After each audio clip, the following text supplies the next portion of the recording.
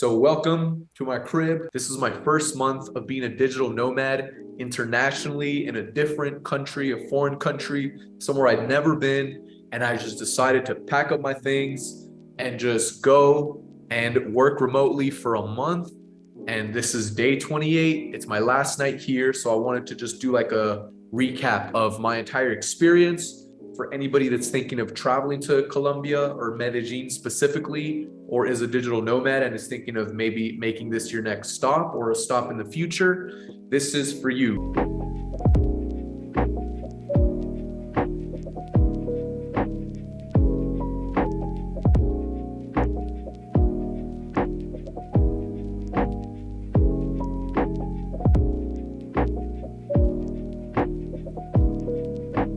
For me, it was a 10 out of 10 digital nomad hub. Let's start off with the Airbnb, right? So this Airbnb that I stayed at, of course, I paid a little more than I was expecting to, but when I saw this, I literally was deciding between two places and I was like, which one would James Bond choose? It was very, very obvious and a very easy choice when I put it like that. Living in a skyrise condo was always a dream of mine. And so here it was possible because, the dollar is very strong in Colombia, which is a country that uses Colombian pesos. So 5,000 Colombian pesos is $1, which is one of the main things about Colombia as a digital nomad is if you're earning in dollars and euros and these other currencies that are, pretty strong globally, then your money will go a long way here. So I was able to afford and do things that I wouldn't be able to afford back home. So Skyrise condo Airbnb was one of those. And I loved it. I loved having this incredible view, which you can't really see because it's closed, but let me tell you, that view was something else. And I just will never get tired of it. It looks like you're just like looking at a green screen, like it's like CGI or something. But yeah, the Airbnb had hot water the whole time, strong Wi-Fi, and it's designed for people that stay here 25 days and over. They don't allow you to book it for any less time. So basically, right, it's made for digital nomads, people that are working here remotely or people that are going to stay a very long time. So overall, it was awesome. Security downstairs were great. It's a gated community, right? You have to go through security. It has an office. There was a maid that would come like once a week. So she would, clean everything, just leave the place spotless. And it was awesome. Next up, we're going to the people. The people in Medellin were extremely accommodating, extremely kind, always, just kind of in a good mood and just like in a good state, happy state of being. So I don't know, if that's how they are with everybody, but I felt that everybody that I met was always very kind and very accommodating.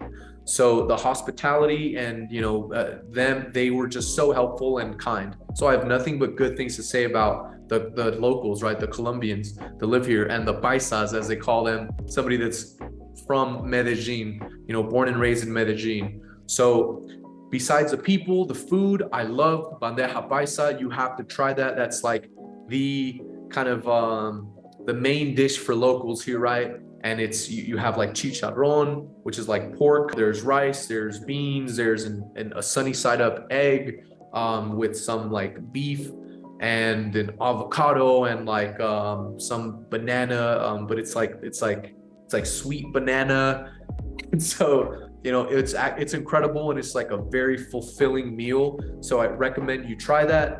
And then besides that, they had everything here. Like in El Poblado where I'm staying, it's kind of like the main tourist area where all the foreigners and people that are remote kind of stay. So because of that, you have a bunch of amenities and it feels like you're back in the US in a lot of places, just a lot of cafes, a lot of bars. The nightlife is incredible. If I'm not really into bars and night and like clubs, but if that's something you're into, there are so many of them. And just the nightlife is very high quality here.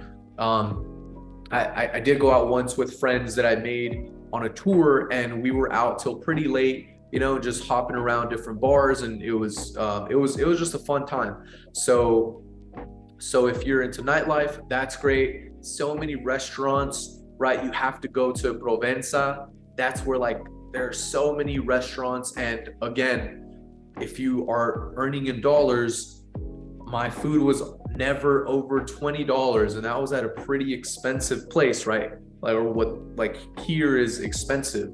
So other than that, like an average meal would be like $5, $7, $8, $10, 12, 15, and you're getting fancy, right? $20, and that's pretty dang fancy here. So yeah, the prices just were incredible. The cost of living was very great.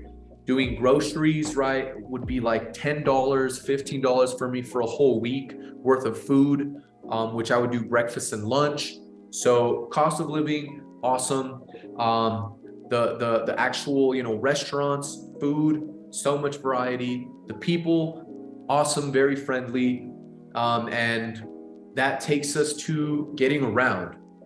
So I personally just use Ubers, right? I know some people, they're gonna recommend to use the metro, to take the bus, but for me, time is money.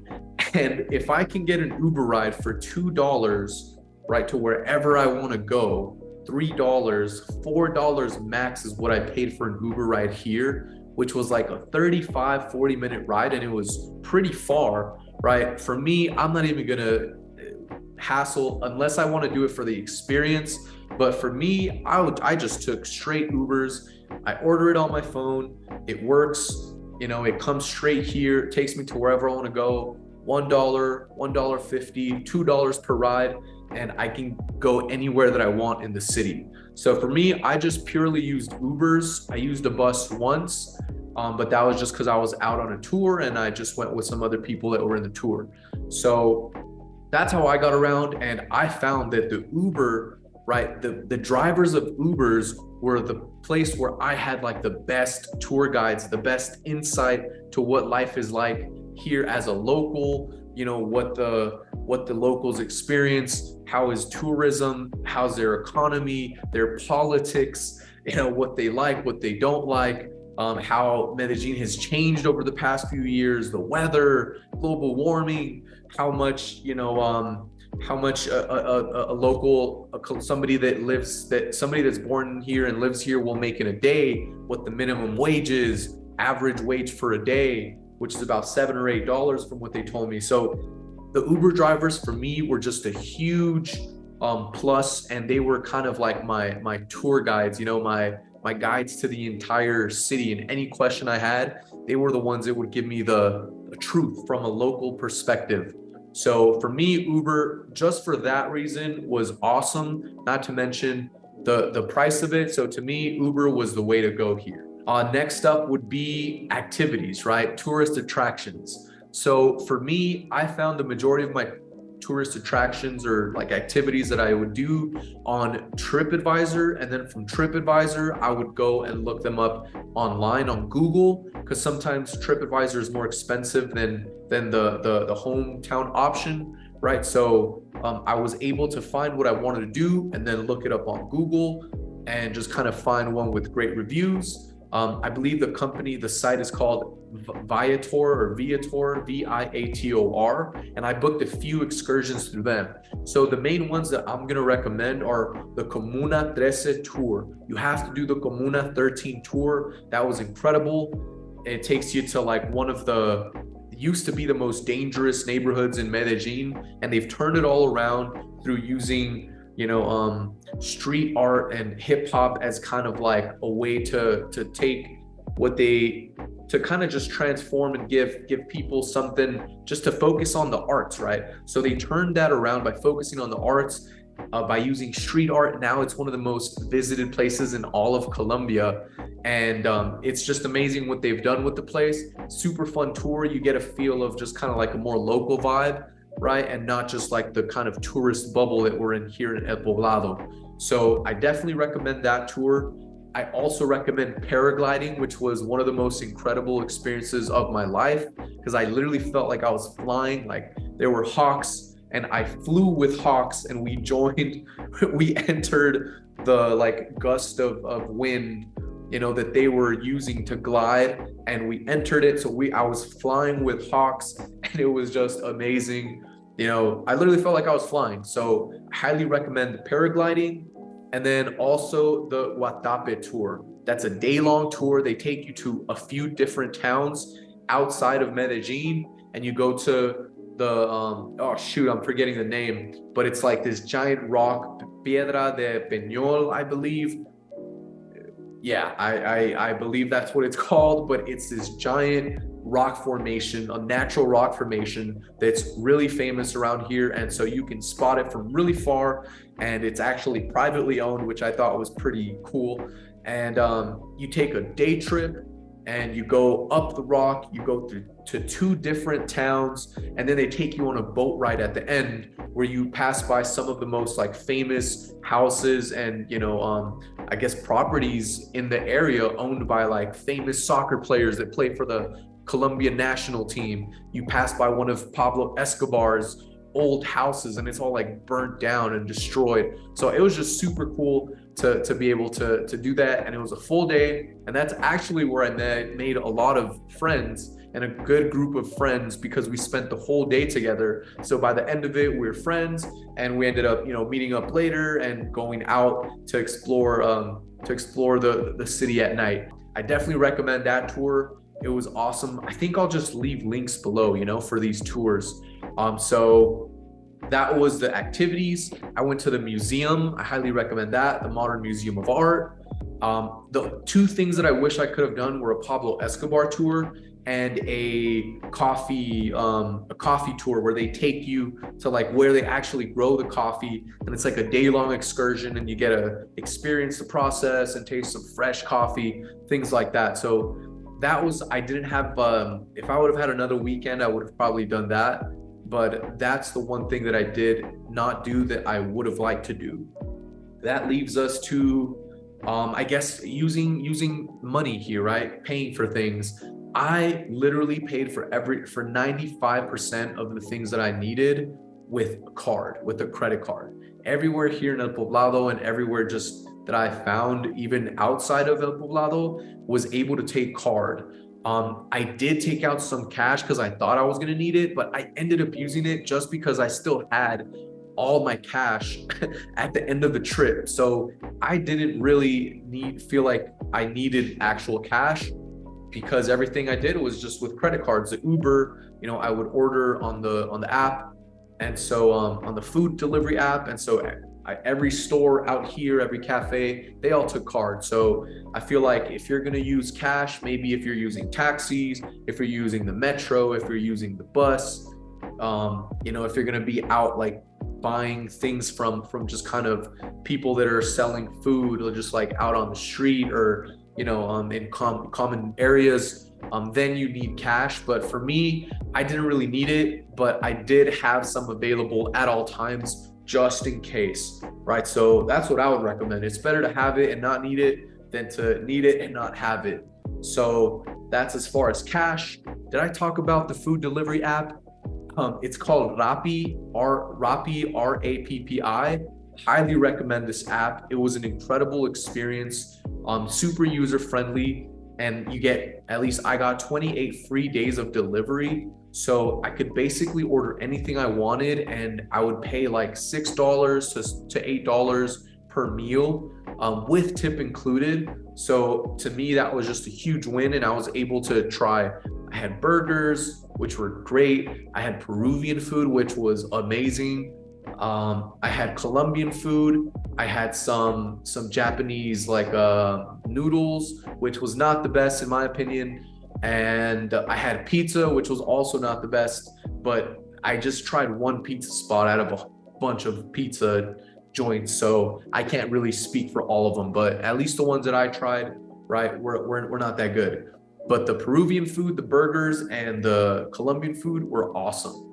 I think I had some other thing. I think it was like Chinese food, and that was really good too. So I recommend the Rappi, right? Rappi for food delivery, Uber for rides, the Airbnb that I stayed at, and I know other digital nomads that stayed at other Airbnbs, they were great. You'll kind of be looking at 800 to 1,000 US dollars for 1 month, right? Or 28 days at least. And then anywhere from 1,000 to 1,500 is kind of more like a more luxury vibe. 1,500 and above is definitely a lot more luxury. This was in the 1,500 and above. I believe it was like 1,700 or 1,800 US dollars. And so that was definitely on the pricier side, right? But $800 to $1,000, I think for Airbnbs for a month is kind of what I saw was like a sweet spot. So food, transportation, going out and excursions and staying here, you could do it with $2,000. You could do it with less if you're more frugal than I was, but I used Uber, right? I ordered food every single day for dinner. I went out for dinner on the weekends. I did activities every weekend and I stayed here. So it was definitely pricier, but I think if you're kind of, like if I were to stay one more month, I wouldn't stay here because I found that for myself, I value being in the middle of the city where I can just walk to different restaurants at night after work. I value that more than kind of being in a huge, place or like mansion. So if I were to do it again, this was amazing. And it was something I feel like I had to experience and just get out of my system, living in an awesome condo, skyrise condo. But for me, it ended up being a little too much space, and I'd rather be somewhere right downtown where I can just walk, wherever I want, and I'm in the heart of the action. So that's what I'm going to look to do for the next ones and focus more instead on spending more. I can spend more money on experiences rather than just having a super awesome place, which it was incredible, but I'd rather be socializing or, doing activities. For me, the most challenging part, the first few weeks, was the socializing, right? So the social aspects of it are one thing that I definitely want to improve as a digital nomad moving forward, because I basically spent a lot of the first few weeks, especially, I spent a lot of time by myself, right? And I would go and get lunch at a cafe by myself, dinner by myself. Since I'm here working, 5 days a week, the majority of the day, basically I was just by myself the majority of the time. So I am going to look into ways to basically interact more, socialize more, because that's when I had the most kind of, memorable and rewarding experiences. Here was when I met up with people and had these conversations and talked to them. And it was super interesting for me to meet other people that are doing this thing that I'm now doing, and they had a lot more experience than I did. So I was able to learn a lot from them. And it was just a lot of fun, meeting other people. I'm an outgoing person, so I love meeting new people. I love making new friends and just kind of, talking about life and our goals and what we're doing. And so I met some incredible people, and the way that I met them was basically either through connections that somebody else had with them or on the tours. For me, my socializing on this trip came mainly from the activities, the tours. And since you're with a tour guide and you're all doing this thing together, everybody's pretty much a tourist and traveling from somewhere else. So it's easy to strike up conversation and be like, hey, what's up? Where are you from? My name is Ivo. And yeah, and so you just like make connections and make friends. And in the second half, the last 2 weeks, when I focused more on it, my experience became a lot better, because the first 2 weeks I was a bit homesick some of the days because I felt this like loneliness, I think like just as humans, that social interaction and human connection is so important to our well-being, because we're basically designed to be around other people. So not having that the first 2 weeks was definitely harder on my mental health. And so that's something that I recommend that you focus on, is just find as many ways as possible to socialize and to meet people and network. So that was on the social front of things. Is there anything else? Let's see. Work, I guess, work-life balance, right? So being a digital nomad, right? I'm basically working like a 9 to 5 job. So my hours here were between 10 and 6 and then 11 and 7 because there was a time zone change in the US the past weekend. And here the time didn't change. So I went from being Central Time US to being Eastern Time in the US. So that was a surprise. And I woke up, to trade the markets because I'm learning how to day trade. So I woke up and I was ready, and it was at 8:30 a.m. and that day nothing happened, and I was very confused. So that's when I learned that the time zone changes from the US don't happen everywhere. And so that's probably really naive of me, but yeah. So basically, because of that, right, my schedule changed, and so I was doing 10 to 6 and 11 to 7. But for me, it was the trade-off for me is so worth it because I'm living somewhere new, so I get to experience the culture, the food, the locals, right? I'm basically getting the immersive experience of traveling, even though I had to be here 5 days a week, right? On the weekends or my days off, that's when I would really go explore. So it was kind of cool, right? Because I'm here, I get to focus during the week and work on, just work hard and work on my career and what I'm focused on in my projects.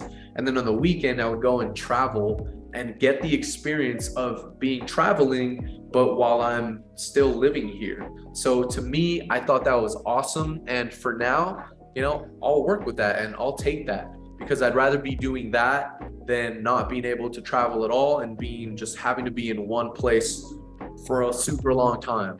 So for me, it ended up working out.